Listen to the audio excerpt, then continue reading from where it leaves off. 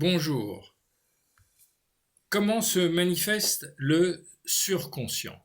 Vous savez que avec Paul Diel, dans la psychologie de la motivation, Diel a introduit le surconscient comme instance complémentaire de l'instance subconsciente introduite par Freud. Et c'est assez difficile pour la plupart des gens de comprendre ce qu'est le surconscient et de savoir comment il se manifeste ou va se manifester. Alors je vous propose très rapidement, en quelques minutes, dizaines de minutes disons, de voir comment peut se manifester le surconscient. Nous en avons tous un, et donc nous l'utilisons aussi, et on fait de la prose sans le savoir, mais dès que l'on vous dit ce qu'est la prose, vous vous rendez compte que vous le maîtrisez, cette capacité. Et bien là, c'est un petit peu la même chose. Donc aussi bien le subconscient découvert par Freud que Diel a réutilisé et utilisé, et Diel a introduit le surconscient. Alors, le surconscient, c'est la petite voix positive, le subconscient, c'est la petite voix négative, mais ça ne suffit pas. C'est une exemplification, mais ça ne suffit pas à, comment dirais-je, pour vraiment maîtriser ce que sont ces deux instances.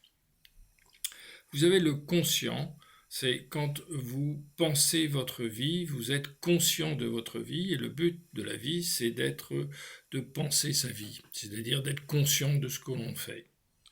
Savoir pourquoi on fait ceci, savoir pourquoi on fait cela.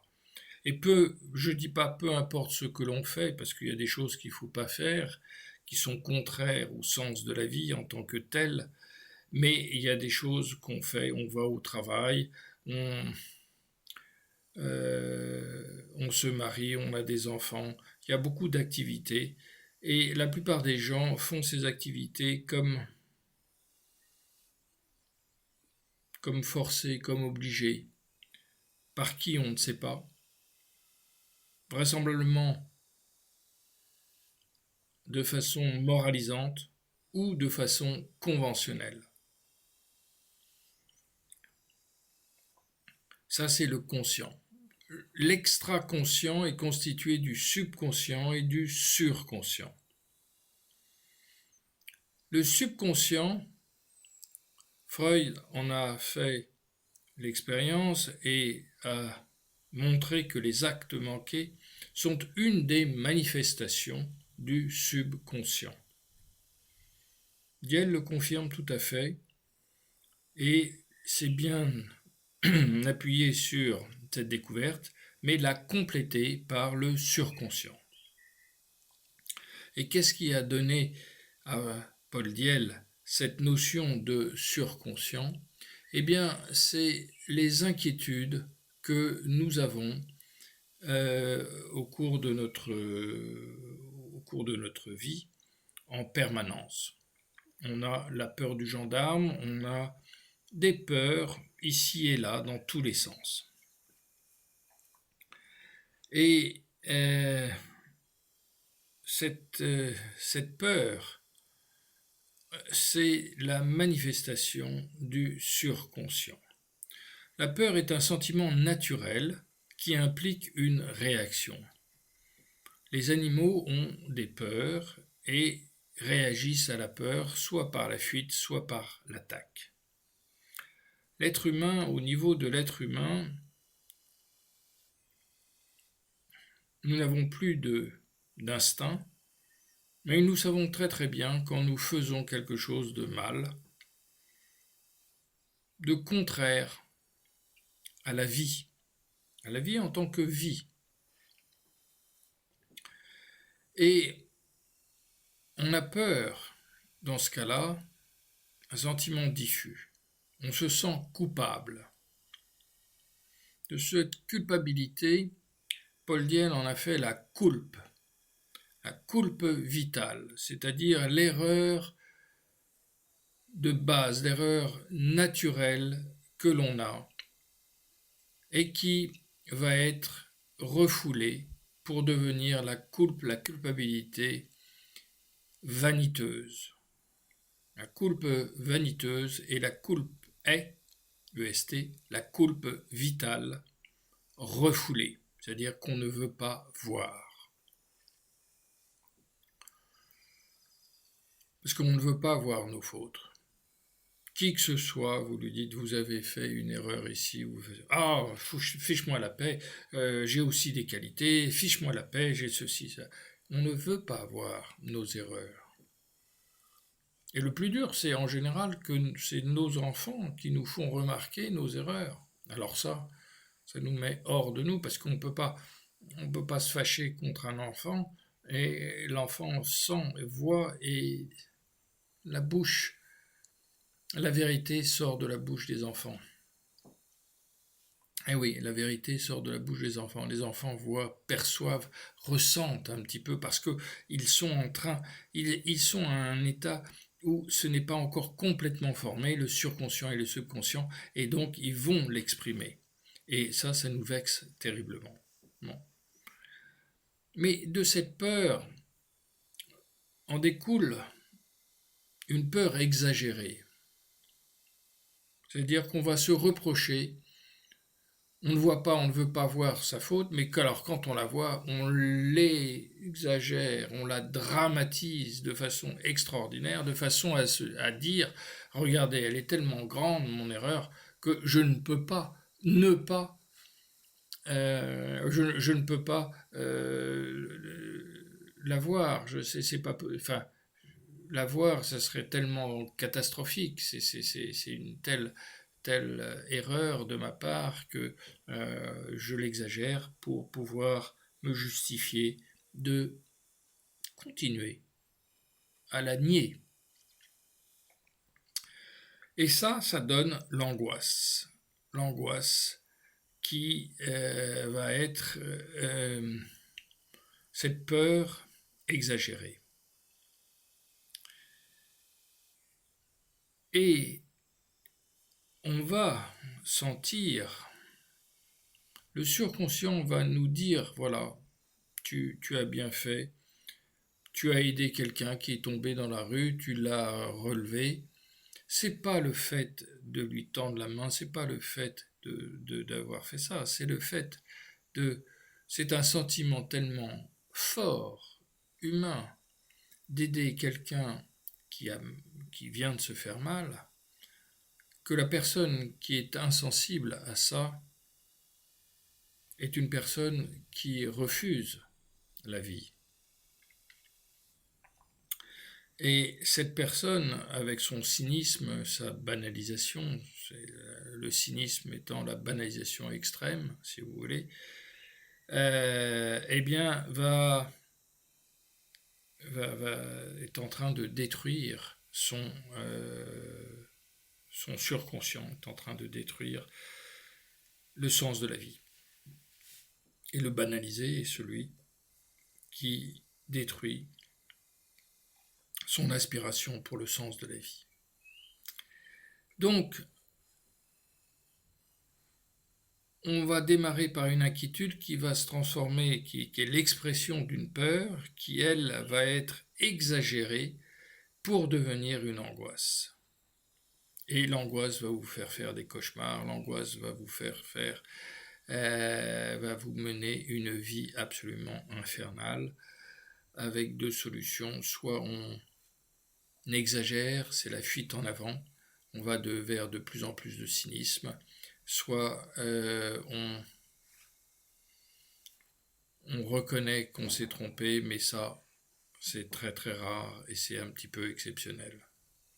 Regardez tous les chefs d'État, il y en a plusieurs dont je ne nomme aucun, qui démarrent des guerres pour rester au pouvoir, parce qu'ils savent très bien que s'ils ne sont plus au pouvoir, ils ont beaucoup de choses à se reprocher. et pas seulement eux, mais tout le monde tout le monde va leur reprocher beaucoup de choses. Donc il fuit en avant, il perturbe. C'est absolument scandaleux, mais ce qui est encore plus scandaleux, c'est que des peuples entiers laissent faire.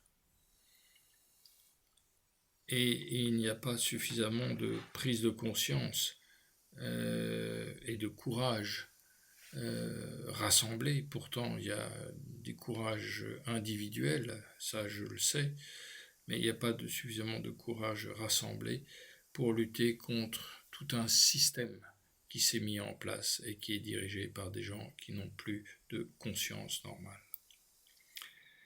Et la justice immanente, dont on verra la définition, se manifeste par la peur.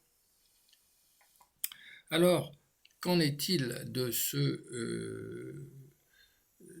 cette peur et de cette culpabilité essentielle, cette peur de base, hein, à partir de... Donc, ça va créer, ce que je vous ai dit, une inquiétude, un sentiment coupable qui est le plus souvent refoulé ou ambivalemment exalté, exagéré, pour que dans les deux cas de figure, on ne le reconnaisse pas. Soit, s'il est écouté, c'est la troisième possibilité, il va servir de moteur évolutif, il va servir à vous changer, il va vous permettre de changer. C'est par la souffrance qu'on change, sinon il n'y a pas de raison de changer. Si tout était bien, eh bien on ne changerait pas. Or, des gens qui ne changent pas sont des gens assez ennuyeux, et des gens assez prétentieux, et des gens assez lâches. Bon. Donc, ce moteur évolutif, vous le comprenez bien, ça vient de cette inquiétude, de cette culpabilité essentielle, de ce sentiment d'avoir fait une erreur. La culpabilité est un avertissement à écouter. Et le cauchemar est un avertissement à écouter. Le cauchemar va avoir une action, alors ça, nocturne, mais dans la journée qui suit le cauchemar, on va se sentir mal. On se réveille mal et on va se sentir mal. Parce que le cauchemar est un avertissement de cette culpabilité essentielle. Vous verrez dans les différentes conférences que j'ai faites pourquoi cette culpabilité essentielle, ce qu'elle représente, est important. Et vous allez voir aussi que soit on a des inquiétudes au niveau conscient dans la journée, des inquiétudes, des peurs, des angoisses, qui sont relayées la nuit quand le cerveau est complètement libre, si vous voulez, de rejouer en fait les scènes qu'il a vécues la veille. Et là, le surconscient et le subconscient vont jouer leur rôle d'avertisseurs en disant là c'est pas terrible ce que tu as fait, donc il faudrait peut-être corriger tout ça. Alors, avant d'aller un petit peu plus loin et de parler de la justice immanente, il est important que je vous donne quelques exemples pour vous montrer comment ce surconscient se manifeste. Alors je prends deux exemples. Restez à ne rien faire. Restez à ne rien faire, vous rentrez chez vous, vous allongez sur le canapé, vous prenez vaguement, dans le temps, prenez une cigarette, un verre de whisky, une boisson alcoolisée, on essaye. Et finalement, qu'est-ce que ça fait ? Ça fait qu'on crée un sentiment de mal-être. On reste sans rien faire, on regarde la télévision, ce qui est pire, et ça rend de mauvaise humeur. Donc, je vous pose la question, si vous vous sentez mal, pourquoi n'essayeriez-vous pas de faire quelque chose ? au lieu de ne rien faire. Rien faire, je prends le contraire, c'est faire quelque chose. Donc mettez-vous à ranger la pièce, mettez-vous à balayer, mettez-vous à lire un livre, mettez-vous à faire quelque chose. Et vous allez voir que ce qui vient à votre esprit, c'est oh ben non, c'est trop difficile. Sans comprendre que ne rien faire est difficile, est très difficile de ne rien faire. Parce que quand vous ne faites rien, votre esprit, lui, continue à travailler et il va vous entraîner vers des évasions imaginatives en vous faisant croire que vous êtes meilleur que ce que vous êtes, que vous ne vivez pas dans cette vie absurde, mais qu'il vous propose des choses encore plus absurdes, qui est que vous n'auriez pas ce patron-là, si j'avais pas ce patron-là, ça se passerait mieux, si ma femme était plus comme ceci, ben je serais plus heureux, etc. Vous allez vous évader de la réalité et en faisant ça, vous allez aggraver considérablement le sentiment de mal-être et le sentiment de mauvaise humeur. Parce que quand vous revenez à la réalité, eh bien elle devient impossible et invivable. L'autre exemple que je vous donne, c'est quand vous vous êtes mis en colère. Vous êtes mis en colère dans la journée parce il fallait faire la queue et attendre parce que l'administration vous a envoyé des documents qui sont absolument pas, enfin, contraires au bon sens ou à ceci ou à cela. Bon, vous êtes mis en colère. Et comme vous êtes mis en colère et que vous ne voulez pas reconnaître cette faute, vous êtes obligé de la justifier. Justifier, c'est rendre juste quelque chose qui est faux. Donc, le premier réflexe, c'est ce n'est pas de ma faute, c'est normal que je me mette en colère parce que le bus que j'attendais n'arrive pas, parce que ma femme n'est pas comme je lui ai demandé d'être plus attentionnée à moi, ou plus ceci, ou plus cela, parce que, etc. Donc, on va se justifier.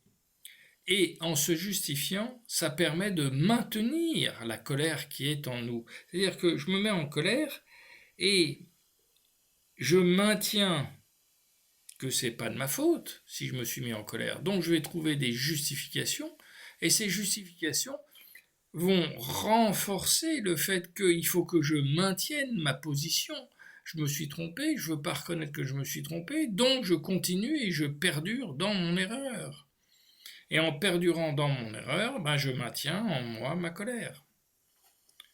Alors que si vous vous disiez, et si j'ai eu tort de me mettre en colère, et en fait c'est la seule possibilité de se soulager, c'est de dire, si ça venait de moi, eh bien si ça vient de moi, je peux changer, puisque moi, c'est moi qui contrôle, je peux me changer.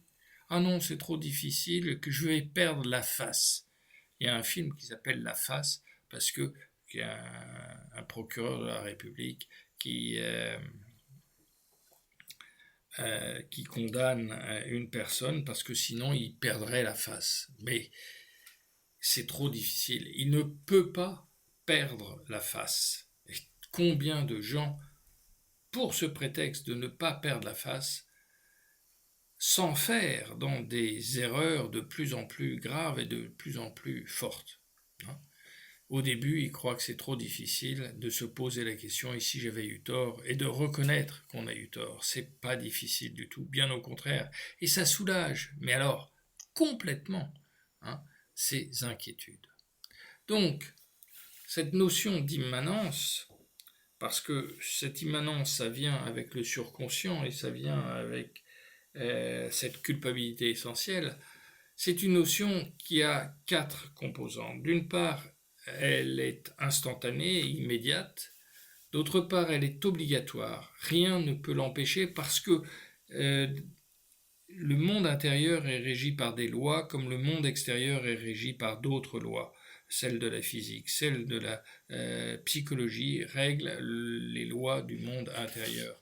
Et en tant que loi, une loi, c'est Si vous faites ça, vous avez cause-effet. Si on fait ça, on aura tel effet.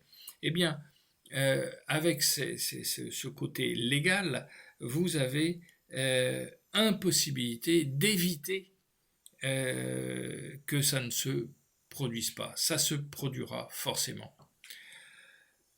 Et ça se produira de façon proportionnée, adaptée, parce qu'une loi, c'est la mise en relation de deux grandeurs. Et cette mise en relation, elle suit certains critères. Et ça sera forcément des critères qui seront valables pour tout le monde, dans toutes les conditions, quel que soit l'être humain.